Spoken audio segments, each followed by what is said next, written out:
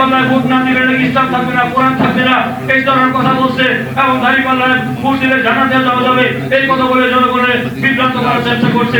সেই বিষয়ে আপনারা সতর্ক থাকবেন যে যদি মানবতা বিরোধী অপরাধ গণহত্যা করে যদি আওয়ামী লীগের নির্বাহী দেশে নিষিদ্ধ করা হয়ে থাকে তাহলে জামাতও নিষিদ্ধ হওয়ার কথা।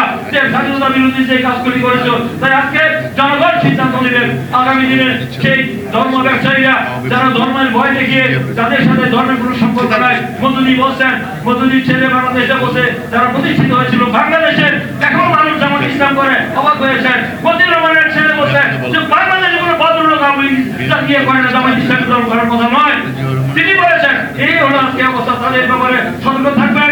আলবদর এলাকার বেইমান বিশ্বাসঘাতক মুনাফিক তাদের কাছে এই জাতি জনগণ নিরাপদ নয়, নিরাপদ নয়। তাই তাদের ব্যাপারে সতর্ক থাকবেন। এই কথা বলে আগামী দিনের জন্য বাংলাদেশের কোন নাগরিক যেন বিনা কারণে বিনা অপরাধে কোন জীবন দিতে না হয়, রক্ত দিতে না হয়, কোন শহীদ হতে না হয়, খালি না হয়। এই জন্য আমাদেরকে শিক্ষা নিতে হবে।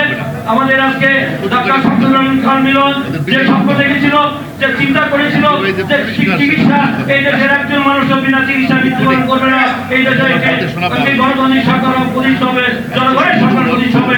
সেই জনগণের সরকার যতদিন প্রতিষ্ঠা না হবে ততদিন পর্যন্ত আমাদের চূড়ান্ত বিজয়, আমাদের আংশিক বিজয় হয়েছে 5ই আগস্ট। আগামী জাতীয় নির্বাচনে আমার জনগণের বিজয় হলে চূড়ান্ত গণতন্ত্রের বিজয় হবে। সেই বিজয় হলেই আমাদের